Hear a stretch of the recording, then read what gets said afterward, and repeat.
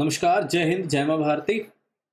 ये है हमारा अफ्रीका का सेकंड लास्ट क्लास और मास्टर आज अपने सर पे बत्ती लगा के पूरा चमचमा के तुम्हें पढ़ाने आया है। तो इसके पहले हमने अफ्रीका लगभग ख़त्म कर दिया है। सेकंड लास्ट क्लास ये इसलिए है क्योंकि सारे फिज़िकल फीचर्स में सिर्फ़ 2 ही एक ही चीज़ बचा है, एक माउंटेन और एक डेज़र्ट और एक ग्रासलैंड। इसके पहले हमने लेक्स देख लिया, लेक्स के बाद हमने रिवर्स देख लिया, रिवर्स के बाद हमने माउंटेन्स भी कंप्लीट कर लिया है और पॉलिटिकल डिवीज़न भी हमने देख लिया है। ये हमारा सेकंड लास्ट क्लास है जिसमें सिंपल तुमको मैं डेज़र्ट बताऊँगा और इसके बाद मैं ग्रासलैंड बताऊँगा क्योंकि गिनती के 5 डेज़र्ट हैं और 2 ग्रासलैंड है। उसके अलावा इसमें तुमको कुछ एक्स्ट्रा नहीं पढ़ना है। बट इनमें कुछ कीवर्ड्स हैं जो तुम शायद नहीं जानते होगे जो इम्पोर्टेंट है एग्ज़ाम के लिए, मैं उसे अभी तुम्हें डील कर दूँगा। ठीक है? इसके बाद हम पढ़ेंगे लास्ट क्लास में socio economic and environmental aspect of Africa जो तुम्हें कोई नहीं पढ़ाया होगा शायद आज तक। चीज़ें हैं कुछ ऐसी जो अफ्रीका में कू क्यों होता है, अफ्रीका का हालात ऐसा क्यों है, वहाँ पे आपको फ्रीक्वेंट गैंग वॉर्स क्यों होते हैं, यूएन पीस कीपिंग फोर्स क्यों भेजा जाता है, आखिर इंडिया, पाकिस्तान, बांग्लादेश के फोर्सेस सबसे ज़्यादा कहाँ काम करते हैं यूएन पीस कीपिंग में? आप देखोगे तो there are only 3 countries that work. तो इस सब के बारे में हम कल डिस्कस करेंगे। आज हम देखते हैं डायरेक्ट आते हैं अपने टॉपिक पे और मास्टर तुमसे फिर पूछ रहा है आके कि तुमने रिवीजन किया कि नहीं? ब्रो रिवीजन करो, उसके अलावा कोई चारा नहीं है। Let's start the class. ये है हमारा प्यारा भारत, जय माँ भारती। और ये है हमारा अफ्रीका। हमने यहाँ से शुरू किया था, पूरा अफ्रीका कंप्लीट कर लिया, पॉलिटिकल डिवीजन हो गया हमारा। उसके बाद हमने लेक्स किया, उसके बाद हमने रिवर्स किया, उसके बाद हमने माउंटेन्स भी कर लिया। अब हम कर रहे हैं ग्रासलैंड और डेजर्ट। तो ये 2 चीज़ हमें कंप्लीट करना है और इसके बाद हमारा सोशियो इकोनॉमिक इम्पैक्ट।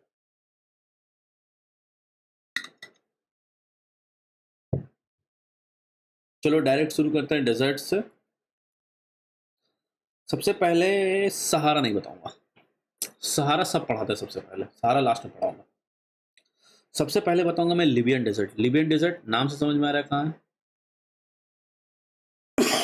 लिबिया में। Libyan desert. लिबियन डेजर्ट में तुमको क्या पढ़ना है? लिबियन डेजर्ट में सिर्फ एक चीज़ एक्स्ट्रा पढ़ना है। लिबियन डेजर्ट में स्टोनी पार्ट को, अब बोलो मास्टर स्टोन कहाँ से आ गया, तो तुम खुद दिमाग लगाओ। डेजर्ट बनता कैसे है? Withering of rocks. तो रॉक के डिब्रीज तो रहेंगे ना ब्रो, धीरे धीरे धीरे धीरे ना वो टूटेगा। वेदरिंग एजेंट्स उस पर काम करेंगे, हीट आएगा, विंड काम करेगा, धीरे धीरे वो टूटना चालू होगा। तो जो स्टोन्स अभी भी बच गए हैं ना, जो स्टोन्स बचे हुए हैं, जो स्टोनी पार्ट है डेजर्ट का, उसे हम लिबियन डेजर्ट में, ऐसा नहीं है कि पूरे वर्ल्ड के हर डेजर्ट में, जो लिबियन डेजर्ट में है उसे हम सिरार कहते हैं। S S E R I R, सिरार। S E R I, S E R I R, सिरार। ठीक है, याद रखना ये बहुत इंपॉर्टेंट है क्योंकि यही चीज़ जब तुम पढ़ोगे सहारा में ना, तो सहारा में इसे कुछ और नाम से कहते हैं। ठीक है, सहारा में से हमाडा कहते हैं, तो वो मैं बताऊंगा आगे। उसके बाद हम देखेंगे नूबियन डेजर्ट। तो नूबियन डेजर्ट ये सूडान में जो ये डेजर्ट का कंटिन्यूएशन आ गया ना, ये नूबियन डेजर्ट कहलाता है। सूडान वाला पार्ट, नूबियन डेजर्ट। तो NUBIAN, नूबियन डेजर्ट, ये सूडान वाला पार्ट है। इसमें कुछ पढ़ना है? नहीं, नहीं, ये कंटिन्यूएशन है, देख लो ना, मतलब अगर तुम देखोगे तो ये तो कंटिन्यूएशन है। एक्चुअली दे आर सब पार्ट्स ऑफ सहारा। सहारा इतना बड़ा है कि वो एशिया तक जा रहा है, वो भेदभाव नहीं कर रहा है। तो दे आर सब पार्ट्स ऑफ सहारा, इसीलिए, बट क्योंकि हम बांट दिए हैं तो पढ़ना पड़ता है। अब बोत्सवाना में, बोत्सवाना में एक डेजर्ट है जिसका नाम है आपका कलाहारी डेजर्ट। क्या नाम? Kalahari desert. यहाँ पे कलाहारी डेजर्ट कहाँ पे है? बोत्सवाना में। बोत्सवाना कहाँ पे? अफ्रीका के, साउथ अफ्रीका के ऊपर। ठीक है, इसमें कुछ पढ़ना है? हाँ, तो इसमें बस एक चीज़ जानना है, यहाँ पे एक ट्राइब रहते हैं जिसे हम बुशमैन कहते हैं। बुशमैन ट्राइब इम्पॉर्टेंट है, यूपीएससी के पर्सपेक्टिव से थोड़ा इम्पोर्टेंट है, बाकी स्टेट पीसीएस की तरफ से उतना इम्पोर्टेंट नहीं है, एसएससी की तरफ से उतना इम्पोर्टेंट नहीं है। ये 7th या 8th क्लास में आईसीएससी के बच्चे भी पढ़ेंगे इसके बारे में, चैप्टर्स है, मैंने भी पढ़ा है तो मुझे याद है अभी तक। नामीबिया में जो डेजर्ट है ना, उसका नाम है नमीब डेजर्ट। देखो, लिबिया में जो डेजर्ट है लिबियन डेजर्ट। ठीक है, नामीबिया में जो डेजर्ट है उसका नाम है नमीब डेजर्ट। कहाँ गया स्टाइलस? नमीब डेजर्ट।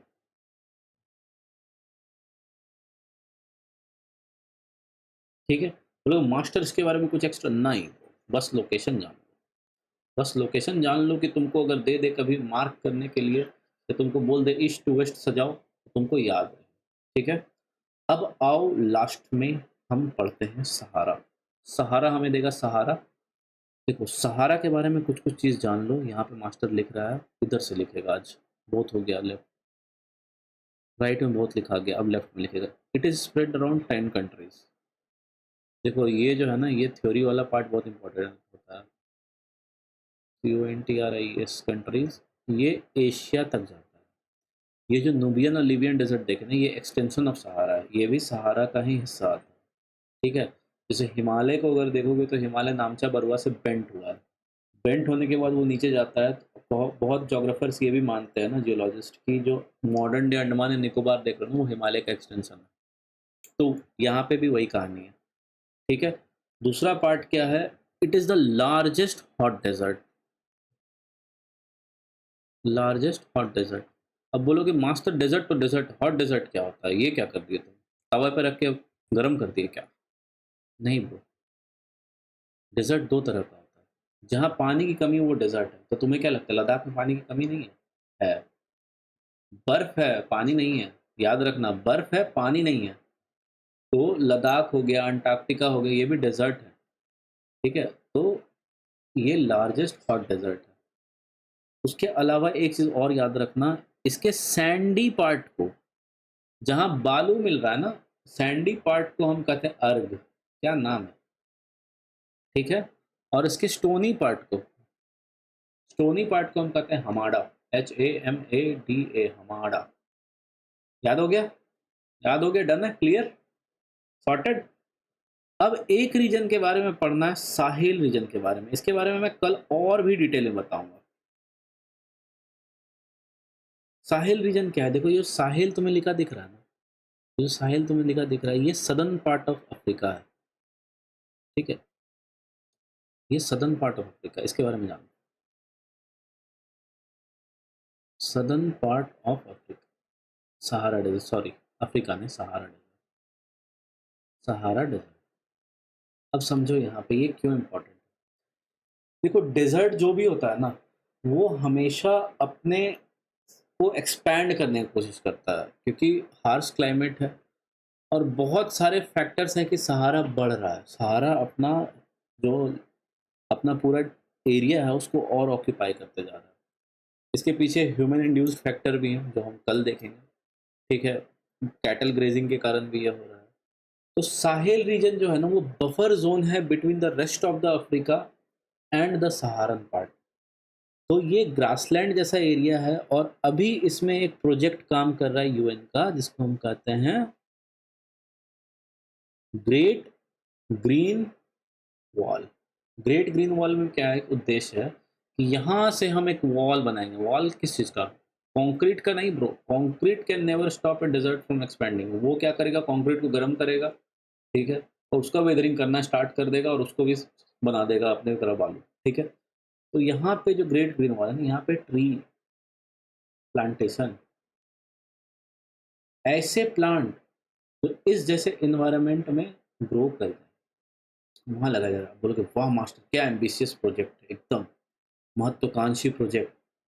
लेकिन ये समझो कि आज के डेट में यहाँ पे बहुत पैसा लगने के बाद भी सिर्फ 4% काम पूरे एरिया का। यहाँ से ये शुरू होगा और यहाँ से सेनेगल से होते हुए ये जिबूती तक जाने का प्लान है।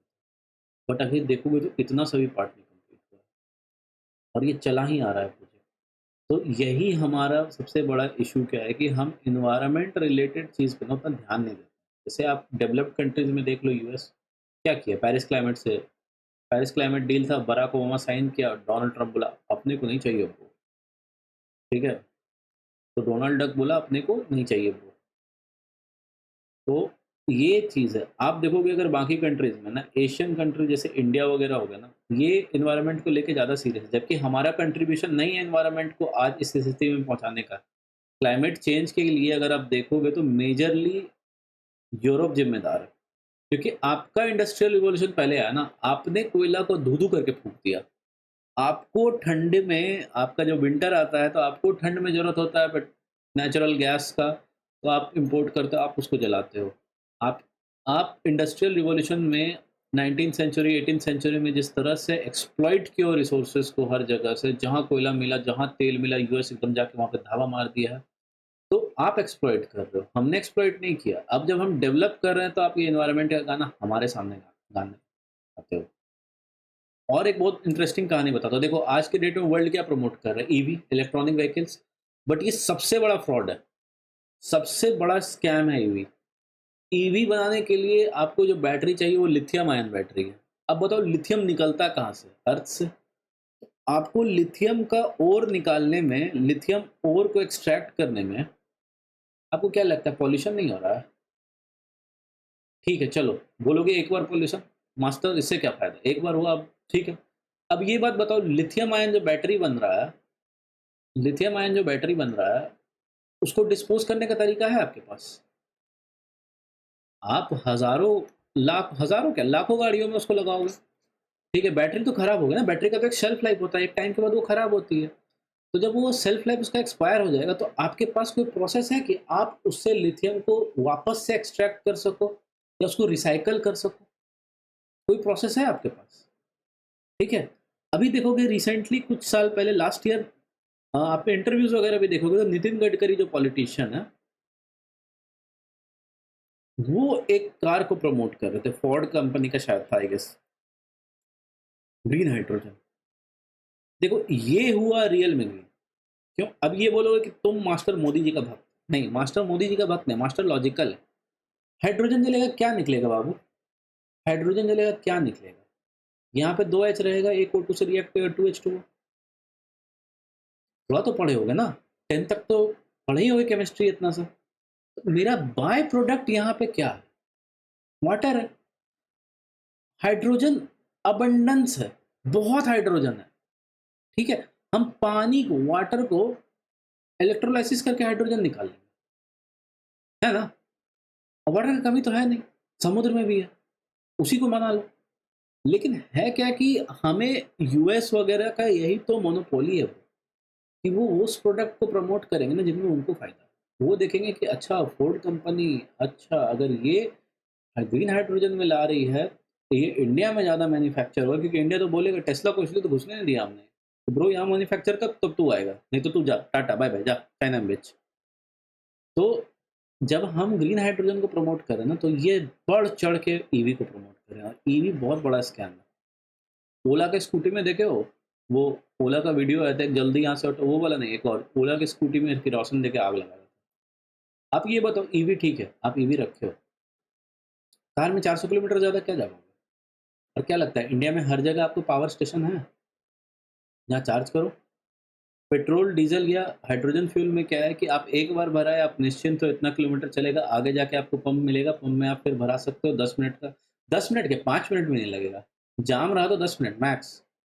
लेकिन इसको आपको चार्ज करने के लिए वेट करना पड़ेगा, इसको आपको 45 मिनट्स टू 1 आवर देना पड़ेगा ताकि ये चार्ज हो, फिर अगला 400 किलोमीटर। मतलब आप इस पे डिपेंड नहीं हो सकते हो, ठीक है? आप इस पे डिपेंड नहीं हो सकते, इधर आप डिपेंड हो सकते हो।